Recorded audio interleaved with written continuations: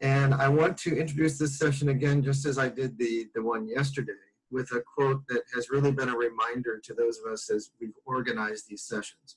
It came from a conference session I heard a few weeks ago called Black Lives and Archive Strategy. And one of the participants said, quote, "Professional archivists telling community groups what to collect and how to do it is condescending. Archives are historically white institutions, and groups do not want white saviors imposing what they believe is correct for them." End quote. And I think that's a really important reminder, because we do not want, in trying to assist groups that are not traditionally represented in archives, we do not want to impose on such groups what we believe is correct for them. What's right for you may not be right for other groups of people. So we intend this to be a dialogue, not a traditional workshop where you're being spoken to constantly, but a place where, especially at the end, you can speak and you can share your own experiences and you can ask questions and talk to one another. So I hope that will develop as we go through this.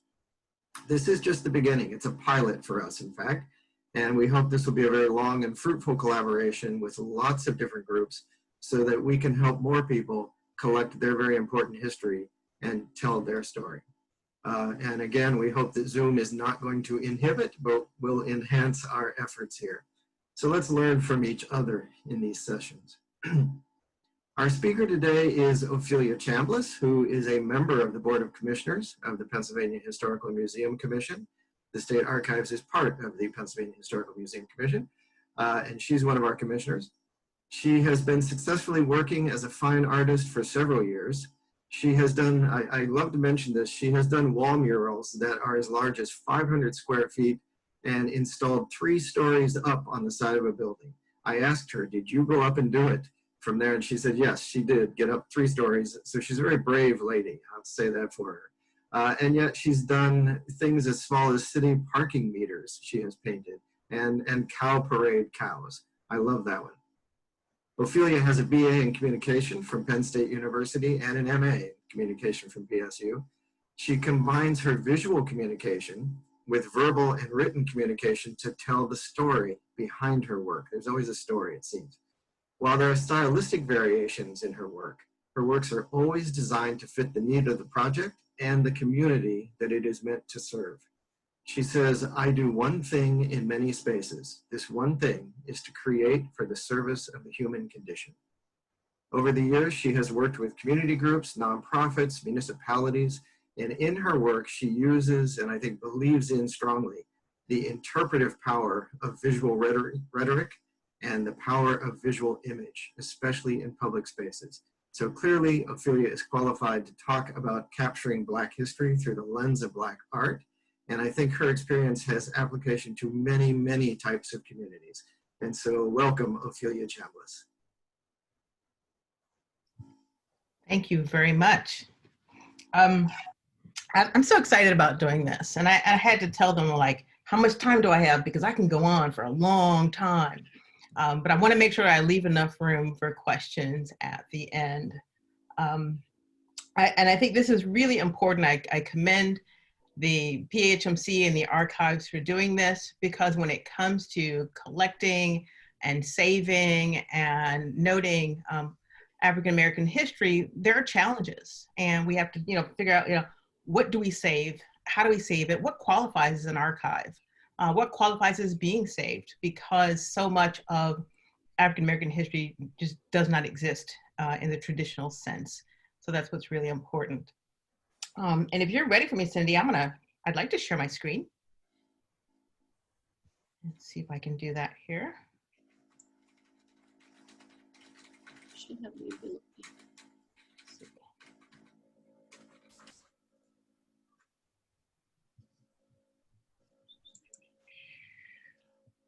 Do I have the capability, Cindy? Yeah, you should. Okay. All right. I need to exit full screen so I can see.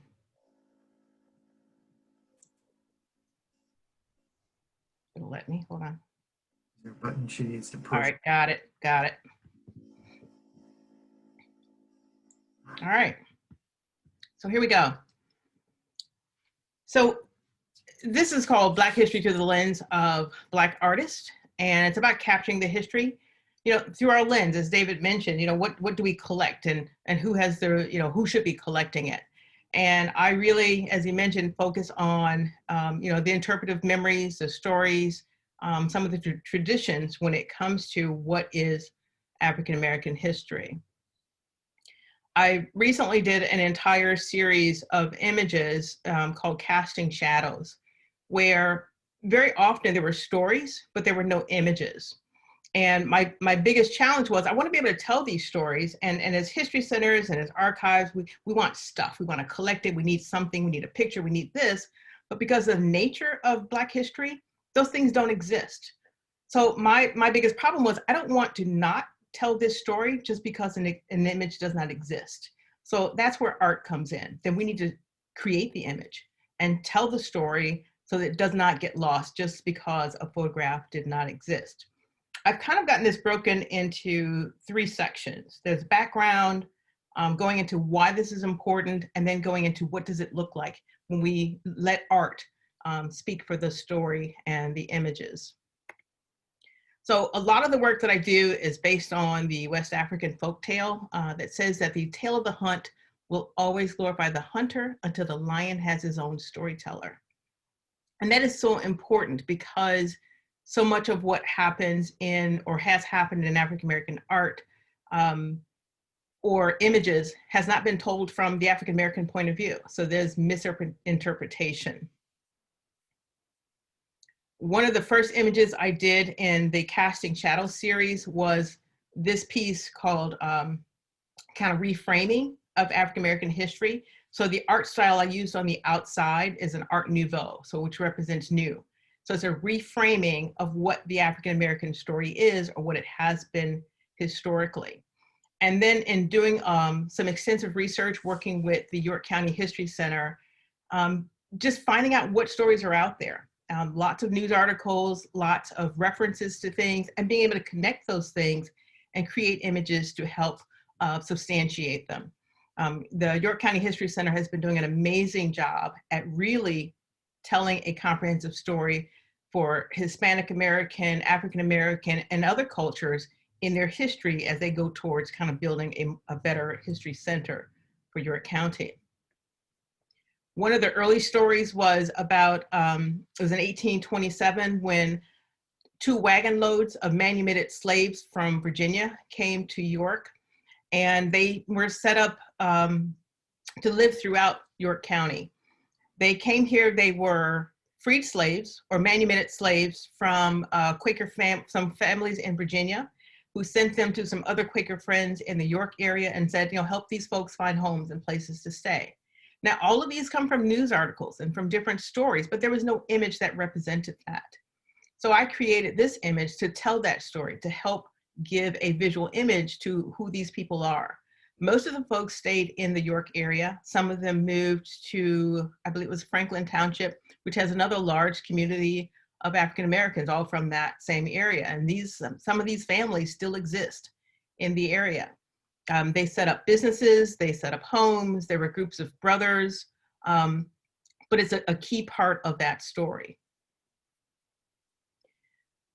The problem with visual images, early images, African Americans didn't have access to photography. So very often they were illustrations, they were art, but this art and this illustration was not done from their lens. So you get images that were somewhat on the derogatory end. So what you see there on the left is this plantation image where part of the descriptor of this image is what they talked about how the Negroes just jumped around in the field. You don't know what they're doing. They're just skipping and hopping and bouncing around, but it's such a joy to watch them. So you can see the comical nature that they were talking about, that it just made no sense. They just hop around for fun all day long. But that's a different image. You have the man there playing the banjo, but when this image is done by an African-American artist, and we're going to talk about Henry Tanner, Osawa Tanner, in 1863, that's a different image. That's a different representation of, African-American playing a banjo. This is grandfather with his grandson. So that lens provides a different interpretation. And I'm going to talk a little bit about the derogatory image because that was a key part of how Blacks were represented in visual images historically. Henry Ossawa Tanner was the first internationally known Black artist. And sometimes you're going to hear me bounce back and forth between African American and Black and Negro and this.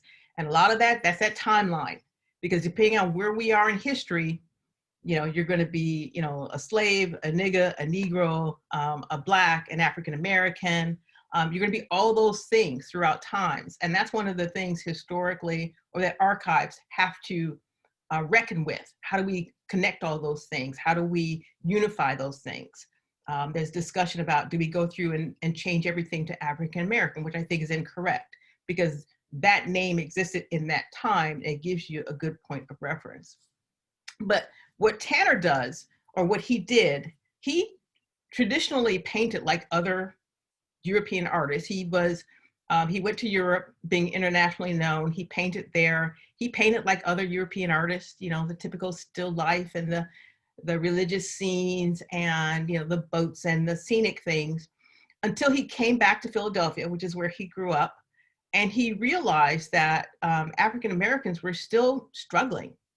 And he changed his subject matter and started painting the African American conditions here in the US.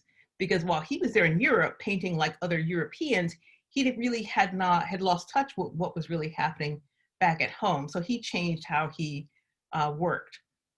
One of the things that sometimes comes up about who does these images, and does it always have to be a Black artist? And it doesn't. I wanted to show, it's not the best image, but this piece by Thomas Eakins, who showed this Negro boy dancing in 1878.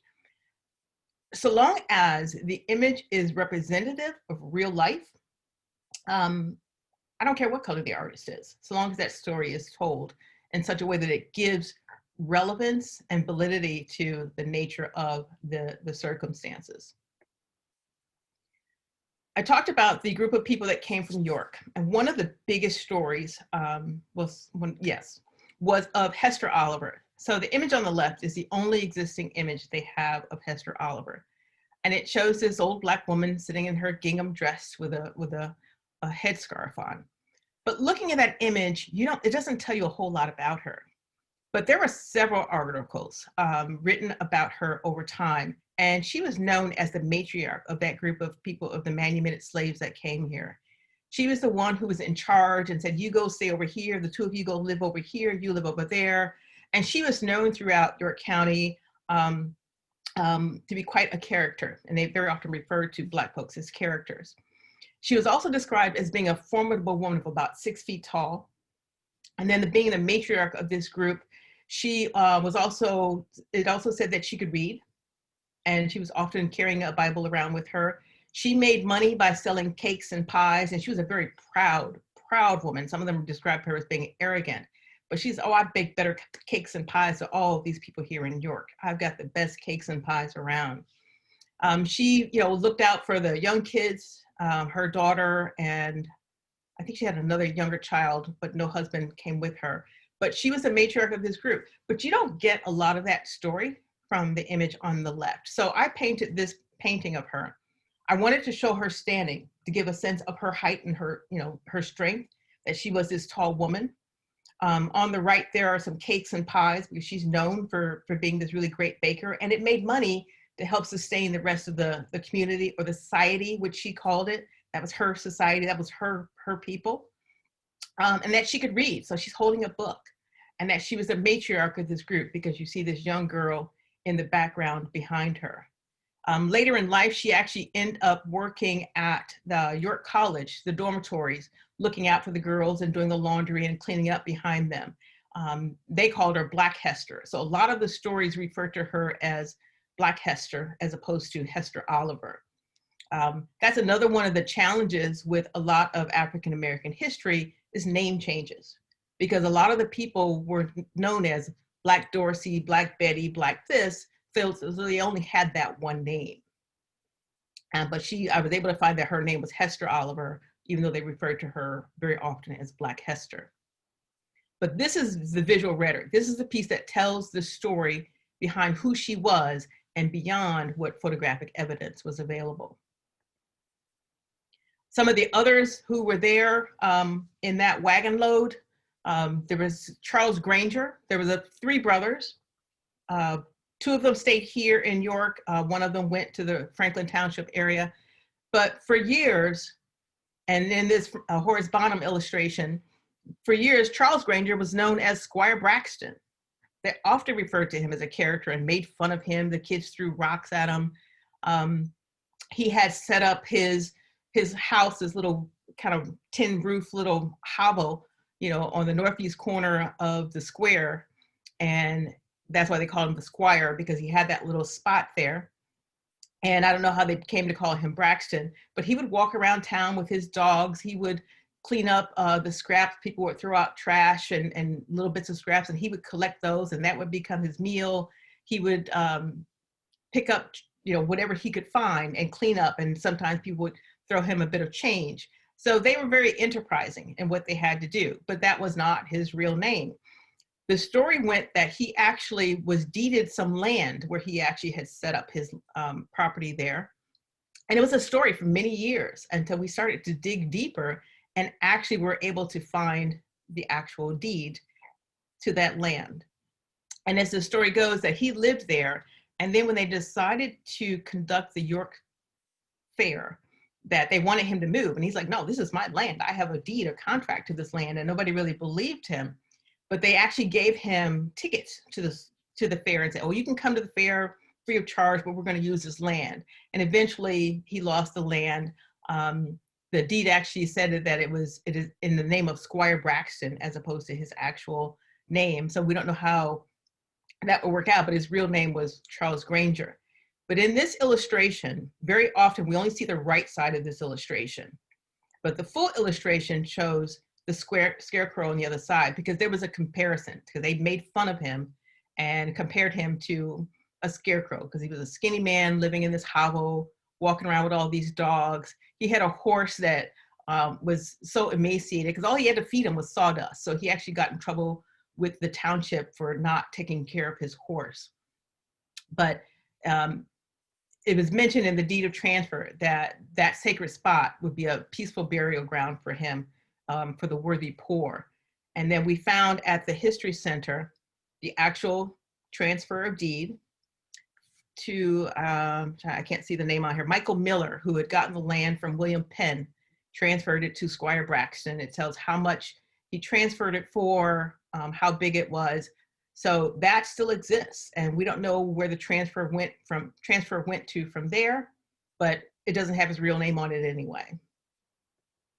And that's the backside of it. So that's actually in the History Center archives. And we were able to put together all of that story just in digging a little bit deeper and in that research, and actually seeing the second half of that illustration for the first time just recently. Now, they had all these things in their archives, but the idea of going through and pulling them up and adding value to them, you know, is something, it's not new, but now that it's become an important story, we have more of the story because we went through what already existed in the archives and added value to that. This is a Louis Miller illustration that was done around 1793 to 1807. It said it was done while he lived in Virginia, because he went back and forth between York and Virginia. But based on the time period and the description of a wedding in York, I'm assuming that this is Hester daughter's wedding, because it was the talk of the town. It was the biggest celebration that the Black community had at that time. And there were several accounts, one from Squire Braxton or Charles Granger, that talked about what a huge deal it was, how big it was, what a wonderful party it was, and how Hester did not allow any drinking during the ceremony, but how they stayed up all night drinking and had the best time ever. And there was a few other articles where other people talked about what a wonderful celebration it was. I believe some folks came up from Virginia. She married a local gentleman who was already here in York, but it was a huge celebration. So even though we have not been able to, and we may not ever be able to really verify that this Louis Miller illustration of this wedding was Hester's daughter's wedding, I think it's a reasonable connection that now we can tell this story that, you know, Squire relayed and that showed up in a few of the records, and have some valid illustration by a well-known artist to go along with that. Prior to that, so in the 1900s, there was this Paris exhibition organized by Dubois and Douglas, talking about, you know, Negroes and everyday images. And the two photographers, the Goodrich brothers, were from the York area. You can't throw a stone in York and not hear about the father, William Goodrich. But it was these two brothers who ended up leaving York, who were a key part of this exhibition. And what they did was a series of photographs of American Negroes doing everyday things. So this was during Reconstruction, when Black folks were then able to go to college and buy houses and do some things. So they have all these great images that are now part of the official federal archives of everyday Negroes doing everyday things. And they wanted to be able to capture that. Dubois called them typical Negro faces, exemplifying accomplishment and progress. And some of them were formal portraits, some of them were snapshots, and, you know, some of them were children playing in the streets, people working, family outings. And that is the most significant collection of African Americans doing everyday stuff, significant things, typical things, prior to entering into the Jim Crow era. So again, so this was during Reconstruction, when things were changing, things were positive, when they had more African American congressmen than ever, you know, in this country. But people got fed up with that, and then things started to change.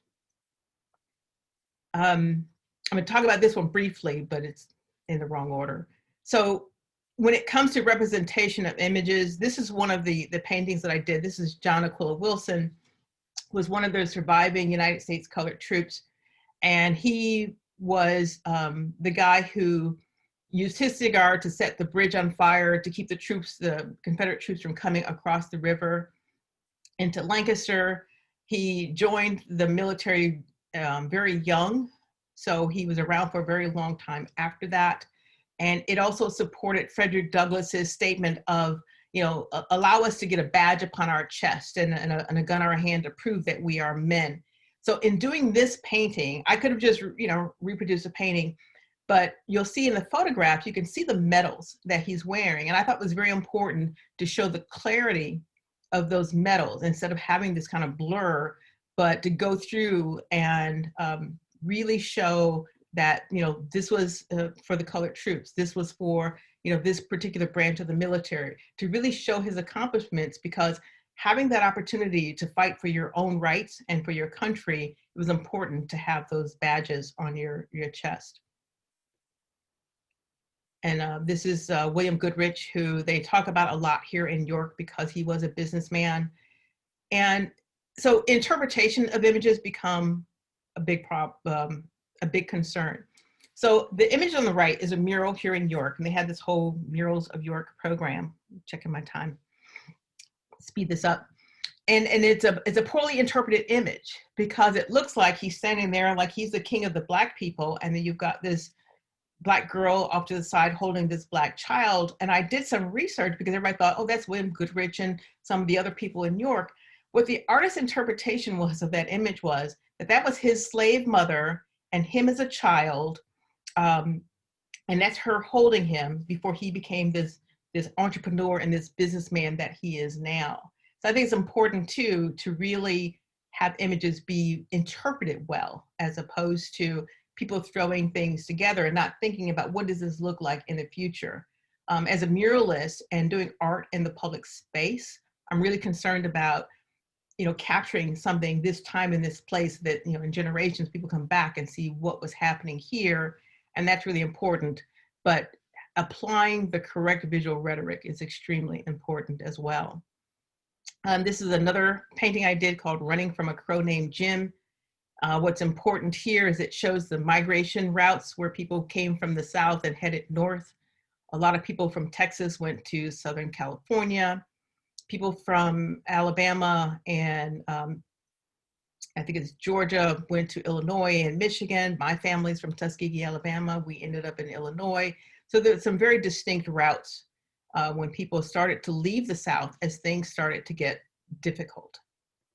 Part of that difficulty was, you know, the derogatory image of African Americans, how they were depicted, how they were now being dehumanized. So when you look, you go to memorabilia exhibits, you know, or shows or conventions, this is how African Americans were depicted. And again, it's a form of art. It was on products, it was part of marketing, fans, booklets, postcards, but it's a negative image and it's a poor image and representation of what people of color look like. And these are some of the images that seeped into other countries, you know, and so it was just constantly spreading this negative imagery. So for years, this is what, how art depicted people of color. It was to sell products, it was for comic relief, it was for entertainment, but it was all a very derogatory image to justify poor treatment because they were able to use poor image to do so. And there are just tons and tons and tons of these out there, and they're collectibles and they go for a lot of money. And it's unfortunate. As history centers and archive centers, you know, people want to try to have things like this on display because it does tell a story, but you also have to tell the backstory behind it. People are always trying to find, you know, shackles and things like that that represented enslavement, you know, but none of these things are in the hands of African Americans. So when it comes to what do we collect, who do we get them from, you know, Black folks shed themselves of this. When people left the South as part of this northern migration, no one brought those things with them because they had negative histories and stories behind them. So we don't possess a lot of these things. So that's why it's also important to use art to tell the stories that we do possess. Those we possess are those stories and memories. This postcard, it shows, it talks about, you know, alligator bait, where they were said that they would put Black babies by the riverfront to attract the alligator so that they can capture the alligator. Not long ago, last year, or a year and a half ago, there was a woman sitting painting little Black kids eating watermelon next to an alligator. And I'm trying to talk to her and say, do you understand what you're doing? I'm like, and she wasn't ashamed of it. She thought it was cute, probably something she'd seen before, but she didn't understand the negative connotation to it. And it took every ounce of energy in my body not to just snatch it up and explain to her. But she was just so ignorant of the problem that I thought there's nothing I can do at this point. But it still exists. So these images are a key part of our society. So we need to change how we represent through these images. And a lot of these things came through, you know, the Black codes and the Jim Crow laws. So when we use art, we're able to capture a different story. We're able to capture emotion. We're able to provide content and context to the stories that don't exist within the photographs. When we use art, we're able to kind of tell things from a different point of view. When we talk about civil rights and the movement from the 60s, you know, when really it wasn't about rioting and protest, but it was about, you know, quality of conditions. People very often want to talk about the protest and the riots, but they don't want to talk about the conditions that led up to that. You know, issues of housing, issues of jobs and transportation and healthcare, and police dogs, and the constant, you know, with this image, I show these 3 police dogs, and it's getting closer, and you can see the policeman's hand holding the leash. You know, it was those constant attacks that led up to these things. So we need to talk about the conditions, and we can do that with art. Art enables us to talk about difficult subjects and topics through these images. The image on the right is about, Black power, and it's an abstract, it's a concept, it's an idea, not to be flipped around to be a different kind of a rhetoric to think that it's, anti something else, but it's an idea of self-empowerment. So we can talk about that using art. A lot of the images and photographs we have of things like Negro baseball, which gave people an opportunity to travel. It gave men a way to earn a salary and to do things for their family. This black and white photograph is wonderful, but we could do more with that. When we use art and we talk about these men, we can depict them as giants. We could depict them as something to aspire to and as trailblazers. We can talk about what they did as a historic collective, because all across this country where Black baseball teams were able to assemble, they were a force to be reckoned with. They were able to compete at a different level. They were able to compete with the white teams. Another one of my pet peeves is the black and white image that we often see of the 50s and the 60s, but because we don't have control over that image, it gives us a different way to tell stories. But when you go back and think about it, this very same image of Martin Luther King that we very often see in black and white, as it is on the right, is also a color image. But we tend to put these images up in black and white because it makes it look like it was a long time ago. It makes it, I was alive during, these times. My parents were very active during these times. So when we constantly show these images in black and white, we make it look like ancient history, and we remove the relevance of it in a place and a time.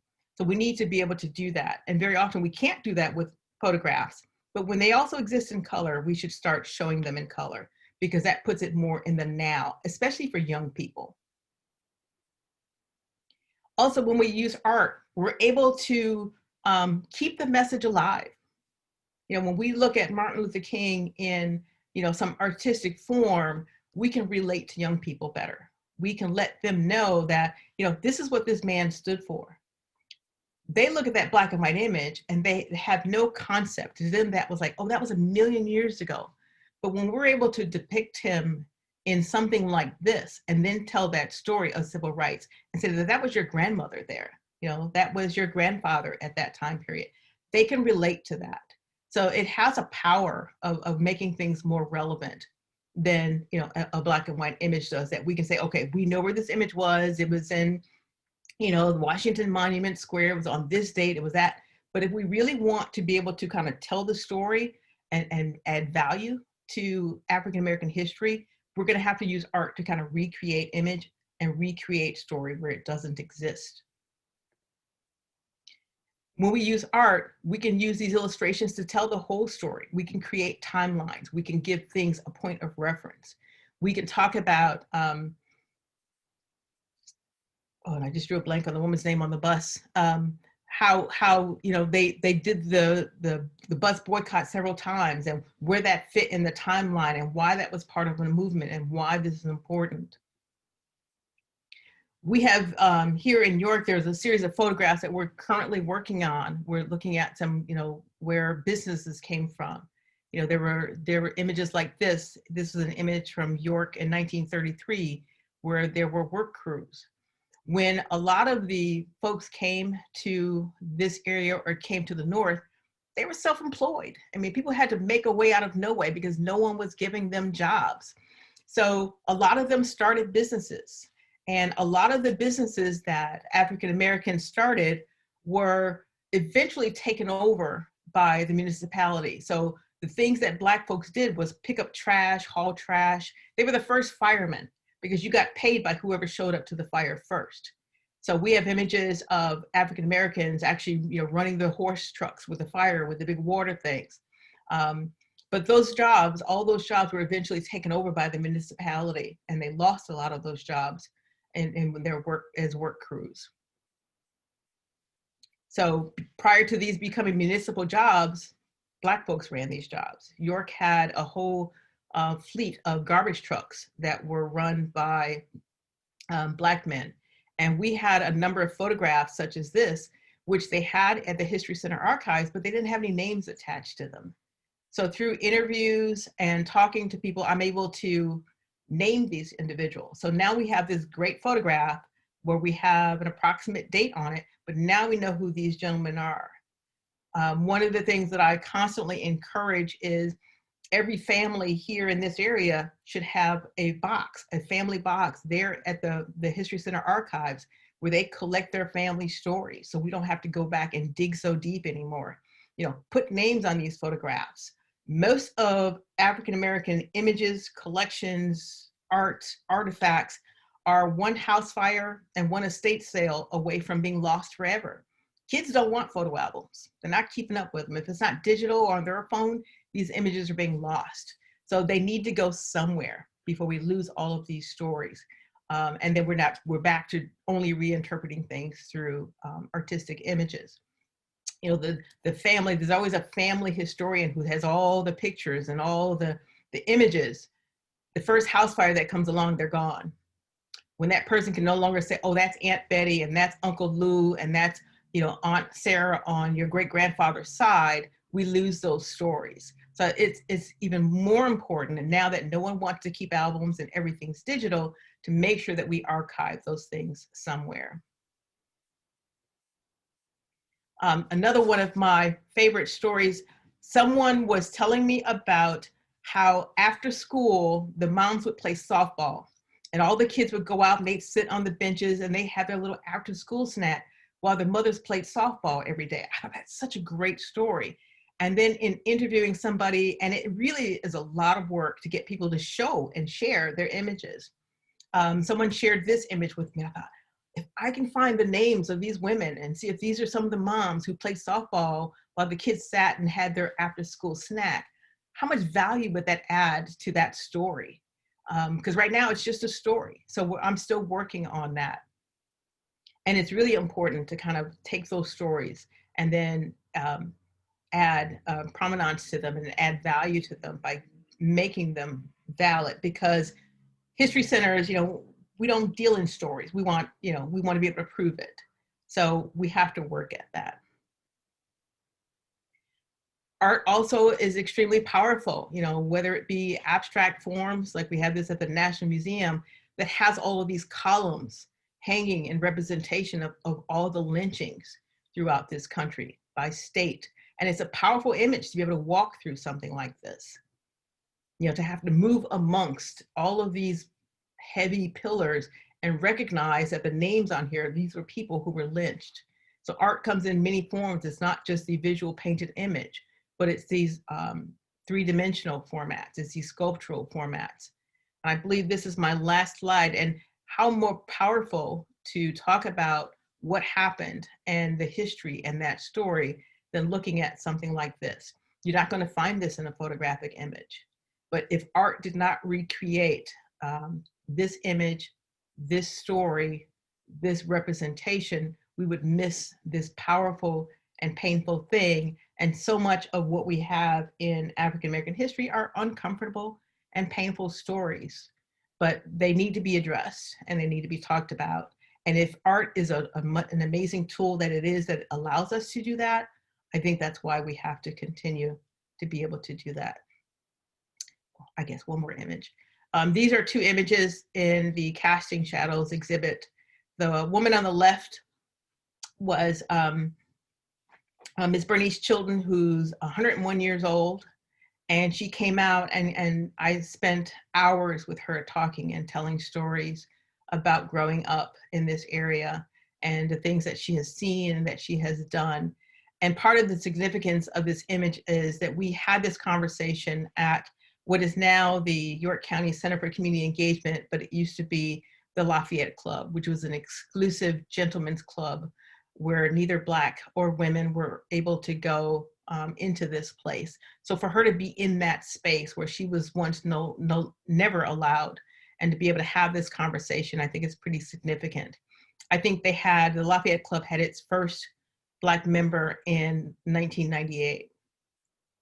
I'm gonna say that again, 1998. That wasn't long ago. And then the image on the right is of a young man, Richard Craighead, and 2 of those are his sons. You know, that's our next generation of individuals. He does a group called Inclusive Arts, where he uses art and images as a tool to kind of talk about and empower his community. So for the young people out there now who are taking up the charge, I'm really happy about that. So I think that's the last of my images. I will stop my screen share and hopefully we have some questions.